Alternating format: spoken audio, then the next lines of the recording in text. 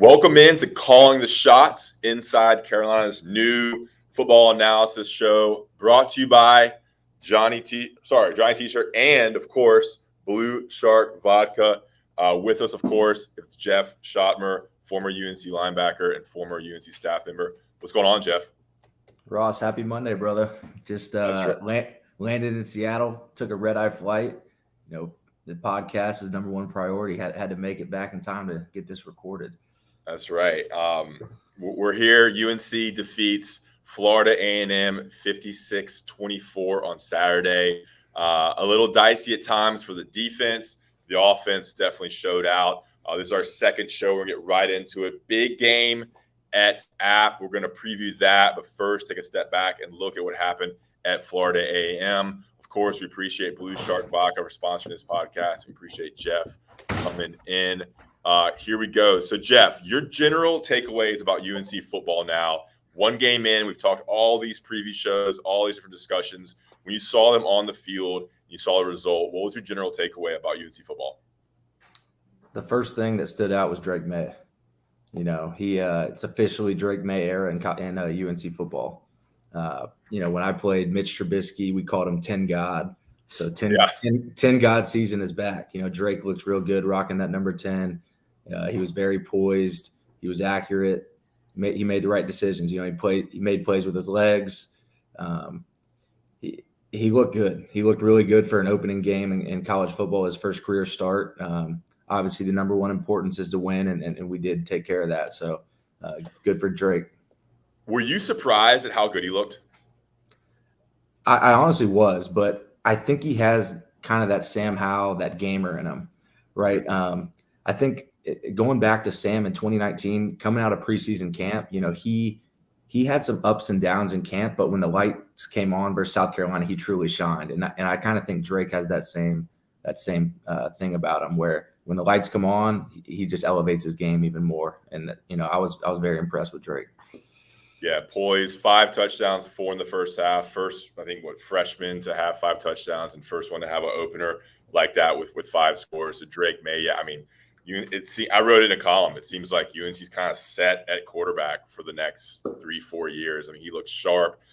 He looked, at 6'5", he was kind of dicing up the defense, and obviously hit up, I think it was close to 6 or 7 receivers for passes and 4 different receivers for touchdowns.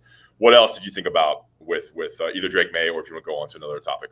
Yeah, Drake was great. You know, so the one play that I gained the most respect from him wasn't a pass. It was I think it was third quarter. We were in the red zone, and there's kind of like split zone action. He boots to his right, and he's looking for a receiver, and FAMU does a good job covering Josh Downs on the over route, and Drake tucks the ball and runs. And he makes one guy miss, and he's trying to dive to the pylon and ends up getting upended and flipped. But just his gamer in him, and he had no really regard for his body at that point. You know, he was just trying to score a touchdown. Obviously, you don't want your quarterback always diving in the end zone and flipping and doing that stuff, but just you could see his competitive nature right there. You know, it was a third quarter of this opening game, and the game was not out of hand yet. But Drake, put his body on the line to go make a play for his team, and his teammates are definitely, they respect that. I know Longo is probably like, easy, just run out of bounds or slide, but yeah, it just showed he has that gamer and that competitiveness in him. Yeah, and another thing, that 42-yard run he had on the draw play, I know we'll get to that, but he's got some athleticism. He's quick, Absolutely. He's shifty, and he's got some speed. I mean, he evaded about 3 or 4 tackles from defensive backs. That was impressive as well. All right, what other takeaways do you have from the game? So my priorities going into the game were, number one, to win, which we did. Obviously, we expected to win, but like I was saying, Jacksonville State beat Florida State last year, so you can never take it for granted to win in college football, especially with the young team we got. So it's always good to win. The second thing was for the quarterback to play, a good, clean game with no turnovers. Drake did that. He had 5 touchdowns. He spread the ball around. He got the ball out quick, and he had no turnovers. He took care of the ball. And the other thing that I mentioned with that is drives need to end in touchdowns, not field goals. And we did that. We didn't kick field goals. We scored touchdowns, and that's a big thing for a rookie quarterback to just gain confidence, in our offense in general. And then I wanted to see a game-changing play on special teams. Obviously, we didn't get many opportunities, but Ben Kiernan punted the ball well the 2 times he did. But, since Mac Brown's been back, we haven't had many game-changing plays on special teams. That was kind of the stick with Fedora was, we had great special teams and, we had obviously great returners in Switzer and TJ Logan, but we were constantly scoring touchdowns on special teams. And so, we have talent, whether it's Josh Downs, Hampton, whoever, we got to be able to make game-changing plays on special teams. And I'm going to be looking for that the rest of the season. Yeah. And what can you take away from a game like this in general? Like the staff, when they look at the tape, what are they saying to themselves about, all right, this looked good, this looked bad? Like what in the coaching staff meeting rooms, a takeaway from this game? Like what's that like on Saturday night into Sunday and Monday? So I think it's kind of like a dress rehearsal for the season, right? This is a game we expect to win. Obviously, we want to give FAMU credit. The quarterback was a good player, but win and get out of the game healthy, and I think we did that.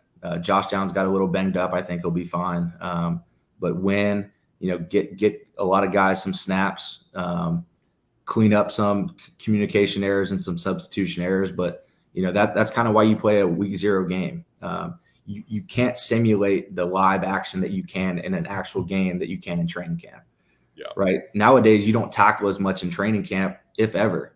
So this is the first probably live action that our guys got, tackling to the ground, which was very beneficial going into the App game. This will be App's first game, so they'll kind of have, that first quarter, first half to get some of the rust off of actually tackling to the ground.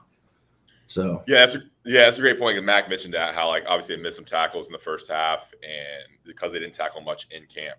And then with the injuries, you did see Josh Downs with a banged up knee. I think he's gonna be fine. And Tony Grimes, one of the cornerbacks, missed the majority of the game after coming out with an upper body injury in the first quarter. We'll get more on that. We talked to Mac Brown. I'll talk to Mac Brown and Phil Longo and Gene Chizik here in a couple of hours in Chapel Hill. Let's get right into it. We got some segments here we're working on, fleshing out how we want to build this show. The first thing is what you liked. What stood out to you? What impressed you? What did you like about this team or from the game? And so, Jeff, what did you like?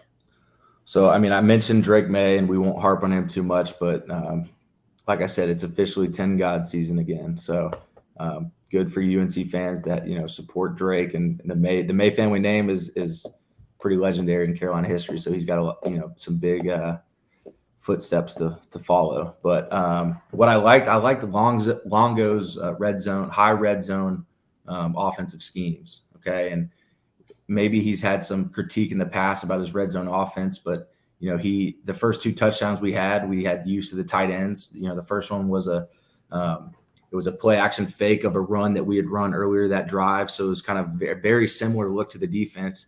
And then Kamari Morales and Josh Downs kind of run a switch vertical concept, and it, the defense didn't cover it, and Drake had to, put a nice ball on Kamari to get the first touchdown. And then the second one was a very similar location on the field where we used 12 personnel, which is 2 tight ends and 2 receivers. That's not a staple of Longo's offense. So he implemented 12 personnel, and we had Nesbitt and Morales to the closed side of the field, and they ran another switch vertical concept, and the secondary didn't pass it off, and it was a walk-in touchdown for Nesbitt. So I really liked Longo's evolution of his offense and how he, used the tight ends early to get big bodies, easy targets for Drake. And I think that's what the evolution of Longo's offense is, using these tight ends, and because they have some really good tight ends like Nesbitt, 6'5", 6'6", prototypical NFL tight end. So seeing him get involved early and often was great. And they have Kamari Morales, who's been there for 3-4 years. They have John Kupenhaver, who had the biggest pass play for UNC, and Drake May. What do you mean by high red zone? Can you kind of explain that, and maybe what you've seen before from Longo and what you obviously saw this past weekend from Longo in that high red zone? Yeah, so the high red zone is kind of, the 25-yard line to about the 12-yard line. Some coaches give or take a few yards on what they actually deem the high red or the low red. But just what I liked is how he used different personnel packages, right? Longo's staple is majority 11 personnel, meaning 1 tight end, 3 receivers, or 1 running back, right? That's the spread, the staple of college football, mainly 80% of the snaps. Coach Longo implemented 12 personnel. He implemented 11 personnel, 20 personnel, which was 2 running backs, no tight ends, and 3 receivers. And then he had some 10 personnel in there with 0 tight ends in the game. So it's harder on a defense, right? Because there's someone in the booth every snap looking at what offensive personnel is in the game. And then defenses, substitute accordingly. So if there's 2 tight ends in the game, then the defense, whether they're going to add an extra linebacker or keep the nickel in the game. So it's kind of a cat and mouse game of what offensive personnel is on the field and then what the defense is going to do to match it. So Coach Longo is showing some diversity and using different personnels, which is great. It keeps the defense on their toes or on their heels, But I really like that. So we have more space there, right? Like you have more space to operate when you're 25 yards out, right? So it's a little bit, there's more play options. Is that correct? Like that's tougher to be when you're only at the 5-yard line, 3-yard line, right? Is that the advantage of kind of, not the advantage, but like you have more things in your arsenal in terms of play calling? Absolutely. There's a little more space, as you get closer to the goal line, the vertical shots decrease and you have to, use the width of the field, right? Mm-hmm. That's why you see some jet sweeps in the red zone. You see things going east and west, quarterbacks move in the pocket. But, from the high red, from the 25, to the 12, you still have you have some room for some vertical shots. So that's why you saw the 2 seam passes to Morales and Nesbitt, which, they had more space to operate from that distance out on the field. Great. And what else did you like from UNC? I really like Power Eccles. Power Eccles looked good. I was raving on him earlier about, how aggressive he plays, how much energy he plays with, his ability to strike, and that showed up all night. He's a fireball. He can really play, and he tackles extremely well. He's got great feet, great instincts in the box. He's a stud. And then I also like DeAndre Boykins. Okay. He showed up for me because I think the nickelback position, or I think we call it the star, is one of the harder positions to play in college football, just because you have to be so versatile in terms of you have to cover Josh Downs man to man in the slot. You have to be able to blitz. You have to be able to tackle in the run game. So it's a very skilled position, and you have to be tough. You have to be quick enough to cover. You have to be strong enough to tackle in the run game. So I liked what I saw out of Boykins. He had a couple of PBUs. He had good coverage. He had a great blitz, knifed in and made a TFL. So he showed some things that I really like.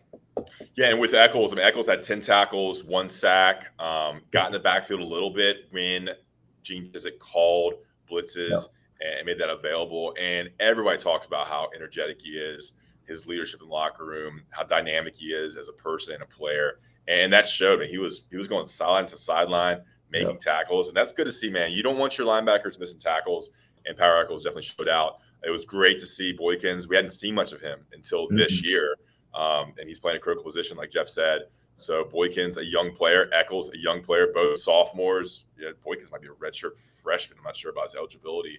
So good notes there as well. All right, let's get into our 3 takeaways. As we evolve this show, we've talked about some of this already, but we've got some new things, including some defensive issues that you saw. Let's start. You mentioned the red zone. I know your first one is how UNC succeeded, not even in the what you call the big red zone, the high red. The high red. Yeah. But you like what they did. You like what they did in the closer to the goal line, I guess, in the low red zone. Yeah. I mean, my priority going in the game was, we need to finish drives with touchdowns and not kick field goals, because that's kind of been an Achilles heel for us in the past, is us having great drives, 70-80 yard drives, and then not being able to punch the ball in the end zone. So anytime you go, I think we were 5 for 5 in the red zone of scoring touchdowns. Yeah, those points add up. Just simple math, we can all do it. 7 points is a lot more than 3, obviously assuming we're going to make the extra point. But that's what I really like to start. But what did you like what they did in the red zone, in that low red zone with certain plays? I know we're going to get to Josh Downs a little bit more, and this kind of leads into your next one, but what did you like out of what he showed compared to what maybe he showed in previous, this is Longo, in previous seasons? Yeah, 2 things. I think we moved the pocket with Drake, right? There was split action, and Drake would either boot or, nake it out to his throwing arm and, kind of get the defense on their heels and get Josh Downs over the top of linebackers, to beat them in space. And so, that's harder on a defense when you're moving east to west in the red zone. And the other thing is we design plays for specific players. Josh Downs was targeted in the red zone, I think 2 or 3 times. So we're running plays to get our best player the ball at critical times to score a touchdown, right? There was one where he ran a little whip option route on the nickel, and he had him completely beat. It was Drake, one of Drake's not as good throws of the day. He kind of threw it in the dirt, and Josh had to go to the ground to catch it, so his knee was down. But I think the very next play, we flexed him out to the right, kind of in a condensed formation, and ran a rub route for him when they were in man coverage to get an easy touchdown for Josh. So I think both of those plays were called specifically to get Josh the ball in the red zone, and he was targeted both times. So I like how we're using our best player and we're trying to get him the ball in key moments. Yeah, I was going to say that. I mean, Josh is an elite talent, one of the best one of the best wide receivers in the country. He's so quick, he's so athletic. And so you want to get your best players the ball. Longo targeted him. Drake hit him. The first one you mentioned was a little bit of a low throw. The next play, they run that. I think it was trips right, and they kind of had some confusion with I think it was a tight end and a receiver, and then it easily allowed Josh to slip in, get some space from the cornerback, and score a touchdown there. This goes into our second takeaway. Jeff's second takeaway here, how they use Josh Downs, not just in the red zone, but in terms of where he lined up to start each down.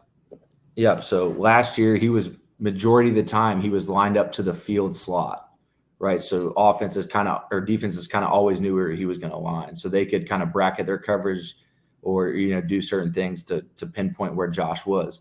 This year, in the first game, there was times when it was 3-by-1 to the field, and Josh was the single X to the boundary, which he had never done last year. And quickly, explain the difference between field and boundary. Right. So the college hashes are wider than the NFL. So there's a clear cut field side and boundary side, right? If the ball is on, one of the hashes closer to the sideline and you have the majority of your receivers to the field, then that's a field formation, right? So Josh, there's more room on the field side. Way more space to the field. So Josh is the single receiver by himself to the boundary.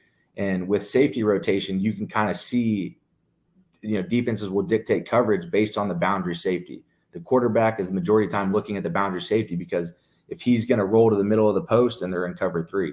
But if he stays on that backside hash, then they're essentially occupying 2 players, the cornerback aligned over Josh and that safety. So you can kind of you have more space to the field. So putting Josh in the boundary, obviously, if you're going to take him one-on-one with just a corner and play single high and not really help him with the safety, then Josh is going to win the majority of those matchups. And obviously, if they rotate the safety over to Josh in the boundary, then, we have numbers to the field. So it's kind of a numbers game, but it doesn't allow defenses to pinpoint exactly where Josh is going to be all the time. If he lines up in the slot to the boundary, in the slot to the field, at number 1 to the field, or the single X receiver in the boundary, right, it's only beneficial for us. Yeah, and so they also talked about how Josh and Drake talk about this, how they use bracket coverage on him. Bracket coverage is that essentially like 2-on-1, or is it kind of safety help? Explain that, and explain how an offense can exploit a team that does bracket coverage. Because Josh Downs, like I said, one of the best wide receivers in the country, is going to get a lot more attention this year. Right. I mean, it's a numbers game, right? If you bracket a receiver, you're spending. Obviously, it depends on how it's coached on defense, but think about this: you have 2 defenders for 1 offensive guy. So you have the nickel back essentially on Josh Downs with the safety over top. So the other guys have one-on-one coverage, right? The single X to the field or the single X to the boundary, right? They're going to have one-on-one coverage. So those guys got to be able to win. So if you're occupying 2-on-1, then it allows to do other things in the throw game. And obviously, if they stay in a 2 safety high look, it's easier for us to run the ball, because you don't have that extra defender in the box, because the 2 safeties are 10 to 12 yards deep, and they're coming from depth to try to make a tackle on Hampton, who's hard to tackle in space at that size. Yeah, and so this evolves into like how Drake May was distributing the ball. He found, like I said, I think 6 or 7 different receivers. I think he made 10 different players caught passes, including running backs, and then 4 receivers caught touchdowns. That's because, when Josh Downs is double teamed, you have options to Gavin Blackwell, J.J. Jones, the tight ends we talked about. You can throw it to the flat to running backs and get more yards that way. So it's going to be interesting to see how that evolves. I think Gavin Blackwell was impressed with what he did. We know what J.J. Jones can do. And so it's time for these backup wide receivers, the number 2, 3, 4 wide receivers to step up and make some plays. And I got one more thing to add that. Yep. So I liked how we were scheming. When certain players came in the game, we were running plays for them, right? When Petaway came in the game and was in the backfield, there was at least 5 or 6 times where he was running option routes and routes out of the backfield to, use his skill set. I think he maybe caught one pass, but we were trying to get him the ball in ways where he was matched up on a linebacker to create mismatches. And so that was good to see. The other thing was, Bryson Nesbitt, he's a mismatch. Yeah. Right. His skill set is more as a big receiver than it is an inline blocker. So we had him flexed out a bunch, and he was able to, run routes that way because that's more his skill set. He's a big body that has great hands, and he had a couple crossing routes over the middle, easy targets for Drake. So I like what we did in that sense.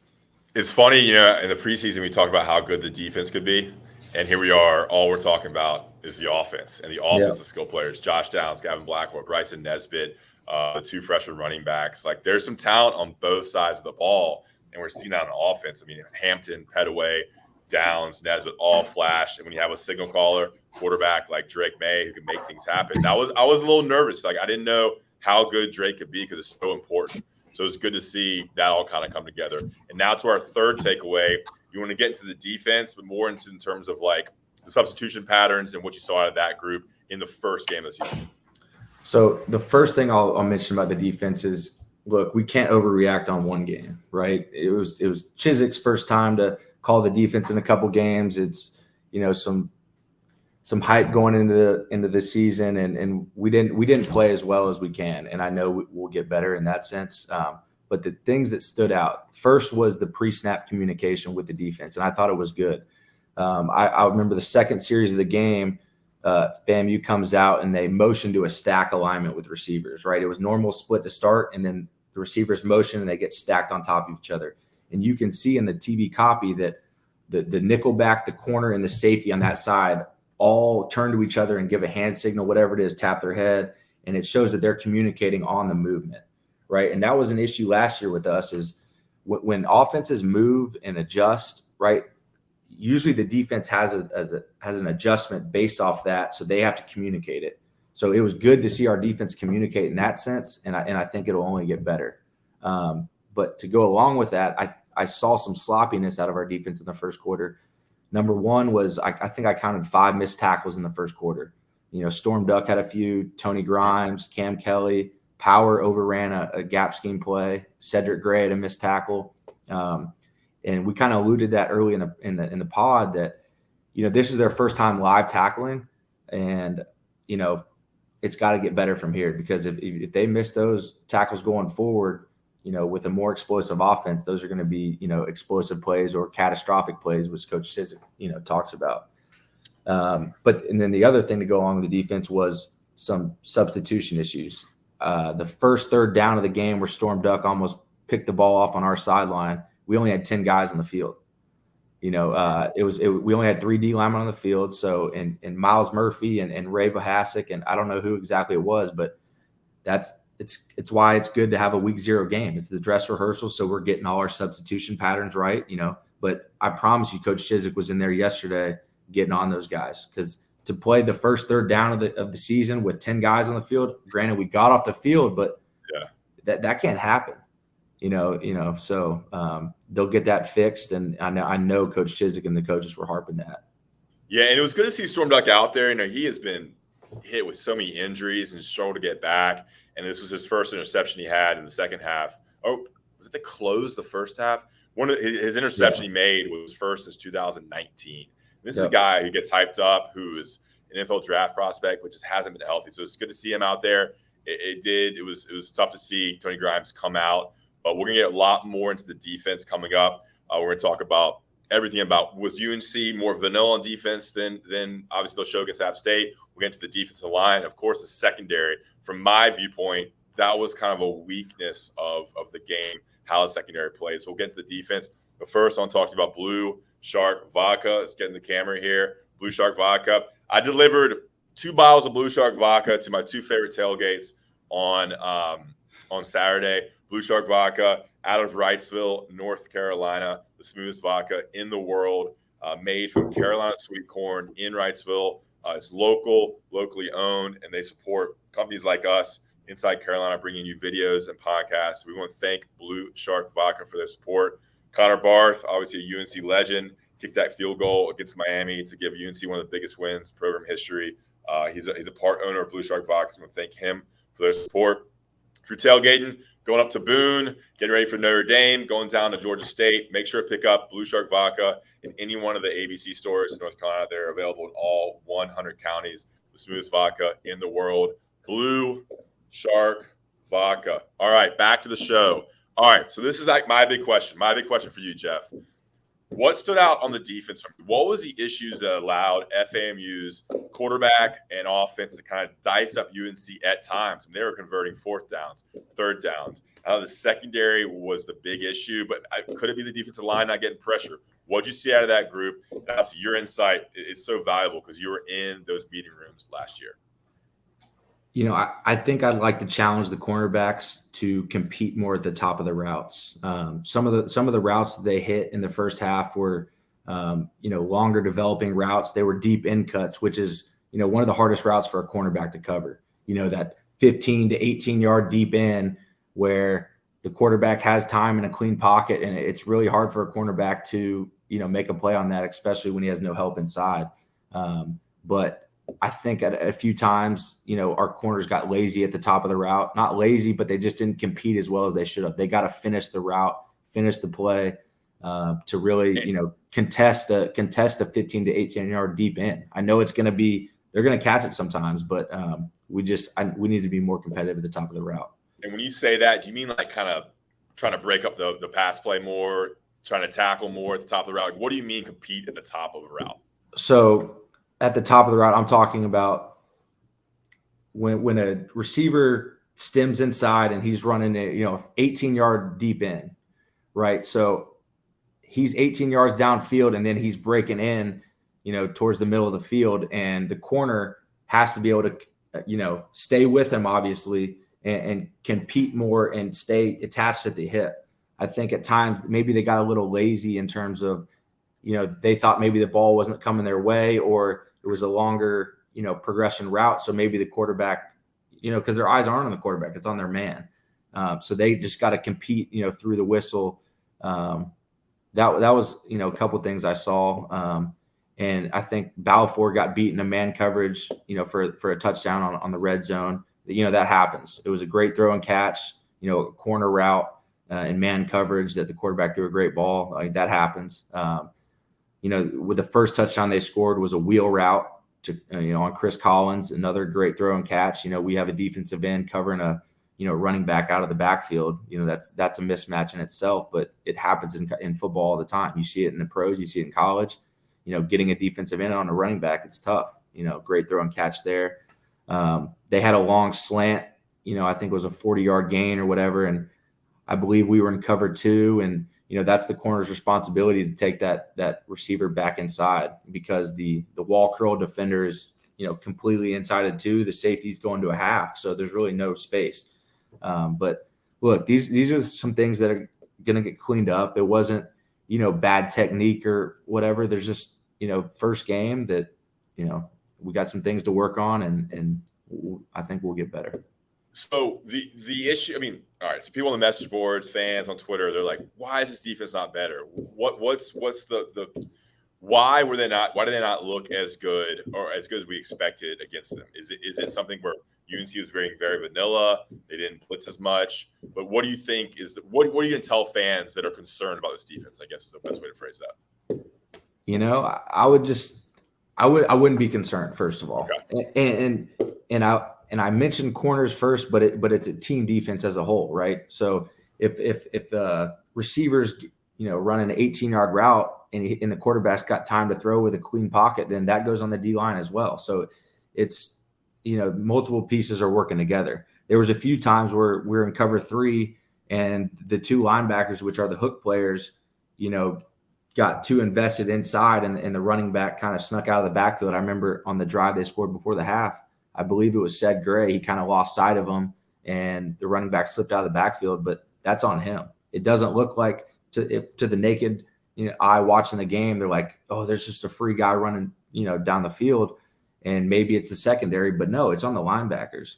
So, we ran a multitude of coverages, very similar to coverages we ran last year. Yeah. Match cover 3, bracket, cover 4, and a little bit of cover 2. Right. Okay, so let's start. Let's kind of start there. Can you explain those briefly, what each one was? Because we off air, we talked about how the scheme they ran is very similar to what Jay Bateman ran. Because there's only so many things you can run. So let's go through what you saw. Which coverages did you see, and kind of explain them briefly to our listeners.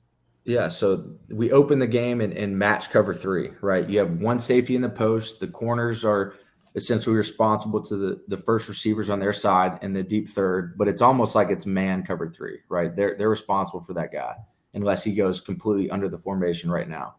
You got 2 flat players, and then you got 2 hook curl players. So it's, 4 under, 3 deep covers, cover 3, pretty simple.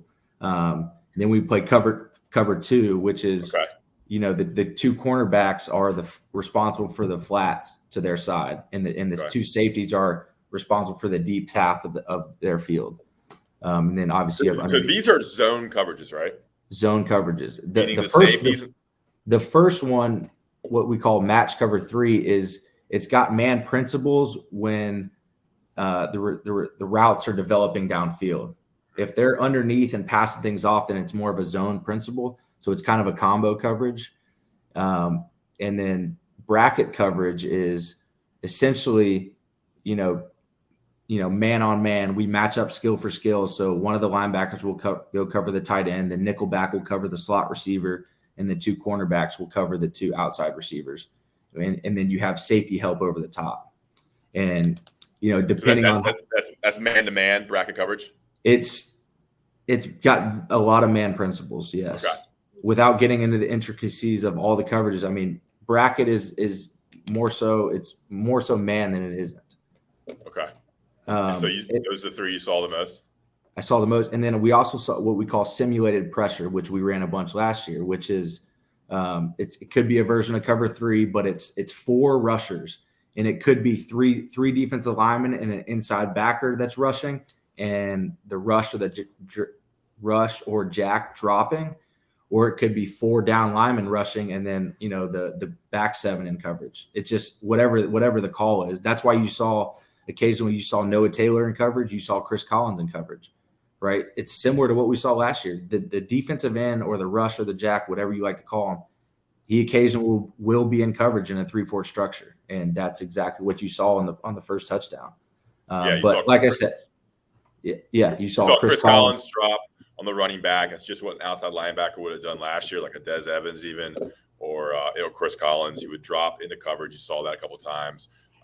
Sorry, go ahead. I mean, I saw cover 3, like I said, cover 3, cover 2, bracket, and then a simulated pressure, which is what I just explained. And that could be a version of cover 3 as well. And there was some blitzing, right? They brought a linebacker late. That's when they got the sack of power echoes. What did you see in terms of pressure outside of the simulated pressure? Did you see anything different or special from Gene Chizik in terms of the blitzing packages? So I think he kept it very vanilla. So he ran one blitz. I think it was when Power got the sack. It was just a 5-man pressure though. I don't think I saw anything. I'd have to go back and watch, but nothing more than 5 guys. There was one where Cedric Gray, I think, was in man coverage and he added late because his running back blocked. But we never brought more than 5 on my counting. But the pressure package was very vanilla. There's a generic. It's called America's Blitz. Every college, every high school team runs it. It's with the nickel, the Mike backer, and the defensive end running a long stick. So it's a very simple pressure package. But I don't think Coach Chizik wanted to show anything this early. I think he'll be saving it. But look, his motto is be very proficient and good at what we do the majority of the time. And he's been adamant on winning with 4 down rushers, and I think he wants to just keep pressing that. Okay. Go ahead. Yeah, I mean, I think it kind of covers it. I mean, Jeff not concerned. Maybe some differences in how the cornerbacks play. Very vanilla against them. And look, they were improved in the second half. The defense looked better in the second half after giving up a lot of yards in the first half. And I think this will evolve. I think you'll see. It was good to see a lot of different defensive linemen as well. They ran 4 in the next possession. They ran 4 different linemen for first down, which I thought was pretty unique. You don't see that often. It means they trust at least 8 defensive linemen. All right, let's close up the FAMU first game talk here with your game ball. Jeff's player of the game from the offensive side and from the defensive side. Pretty simple. Offense, I'm going 10 God, Drake May. Welcome to college football, Drake. He's going to be a special one, so we're lucky to have him. And then defense, I'm going Power Eccles. He was all over the field. I think 10 tackles, forced fumble, sack, 2 TFLs maybe. He was the spark plug we needed. Power Eccles game ball. And I think UNC fans should be pumped. Power Eccles, a sophomore, has 2 more years at UNC. I mean, he is going to be that middle linebacker that players will love to see, and just stacking up tackles alongside Cedric Gray. I'll just shout out Amarian Hampton. We haven't talked about him too much. 101 yards in his first game, the freshman. He looked great. I mean, it's kind of surprising. I mean, he's a rookie. DJ Jones was on the depth chart as number 1. It almost seems like it's Amarian Hampton now. Your thoughts on that? Like the depth chart now, like what happens in that offensive room? Are they going to just lean now on Hampton and Petaway? Yeah, I mean, running back position, you got to go with the hot guy. And running back's such a fluid position. It doesn't matter really who starts the game. You feed the guy who's hot, the guy who's breaking tackles, the guy who's making people miss, the guy who's running through contact. And I think Hampton is a guy that he gets better as he gets more carries, right? I think his first couple carries, he was kind of tiptoeing and didn't have his footing, great. But I saw one play, I think in the second quarter, where he exploded through the line and he, picked up 10 or 12 yards, and you kind of see him gaining confidence. That was his first live action in college football. He's only going to get better. And I think each carry he got, he did get better. So it will be very interesting to see, how UNC's offense uses him moving forward. Is they're going to lean on him and Petaway? They're going to still mix in Jones. Elijah Green looked good in the second half, and then Caleb Hood. I mean, they got some backs down there, so they have 5 guys that played. You saw them all play a decent amount. All right, close up FAMU. UNC's 1-0. It's now Appalachian State week as we record this on Monday morning. The line opened at 3.5. UNC favored by 3.5. We're sitting here Monday. It's a pick 'em, or App State's favored in some books by a point. So it's a crazy line change there. I don't know if it was because of how UNC looked versus FAMU or injuries or what. But it's a pick 'em. It's even. Maybe App's favored in Boone, Kid Brewer Stadium, 12 p.m. on Saturday. Jeff, first, this week, how is UNC approaching this game? What's going on Monday morning, Tuesday morning as UNC gets ready for the Mountaineers? So Monday's the player off day, and they're in the film room. They're getting treatment. They're getting their bodies back right. The coaches have been grinding on App State since yesterday afternoon, so they're already on the game plan. They'll probably have the players over, to watch some film. They can't watch it with them, but they can, set up some cut-ups for them to get in there and, kind of get a head start on App. So when they come to the team meeting tomorrow morning, they have an idea of what they're going to do schematically, offense and defensively. But I know Coach Brown's fired up for this one. Yeah. He's been circling this one, and I know coaches don't ever say that they do, but he's got this one circled because he knows the atmosphere in Boone. Look, he was a head coach there for a year. He lost the last game, when we played in 2019. So this one's definitely circled. Yeah, we talked about this. I think it was our last show or maybe other podcast we did together. But because of the 2019 loss in Mac Brown's first season, like Jeff said, this game's been circled. It's an odd game. UNC's never played in Boone. It's going to be rowdy. It's App State's first game, UNC's second game. How does that kind of what's the factor of that? The fact that Appalachian State hasn't played, but UNC had. Who is that favor there, you think? I think it favors us. I Okay. completely think that. And I know some people can think, well, App was sitting at home. They're fresh. They got to get a leg up on the competition by seeing UNC Yep. schemes. But I think it's more important to get that first game jitters out of the way, kind of get some of the rust off. Like I said, get some of the communication issues straightened out. It's big for the defense, right? The live tackling, I can't stress how important that is. So I expect our tackling to be better up in Boone this weekend than it was last weekend. Obviously, Drake May's got some more confidence about him, right? He's not really an unknown right now, right? He started a game, had 5 touchdowns, got a victory under his belt.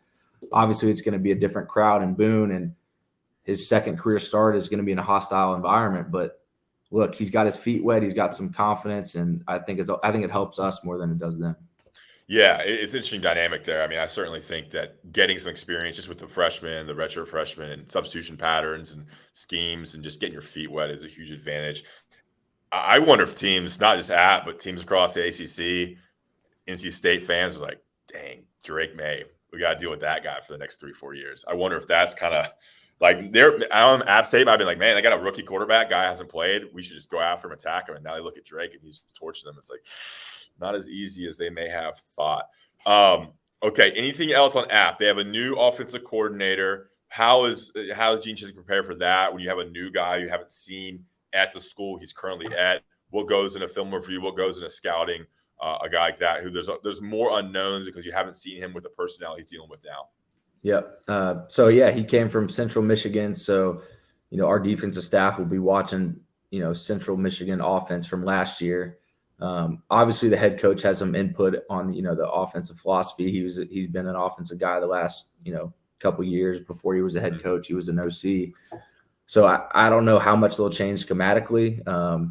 But hopefully, they're watching the spring game or, last year's Central Michigan tape just to get a beat on it. But look, they could throw anything at us. That's why Coach Chizik's paid handsomely. He's got to make adjustments, during the game, just like any game that happens. You can always prepare for something, but they could come out with a new wrinkle that you got to adjust to. But yeah, the head coach is Sean Clark, former offensive line coach for the Mountaineers. The offensive coordinator is Kevin Barbay, Barbay, from Central Michigan. He was hired in the offseason. He coaches, obviously, the offense and quarterbacks there.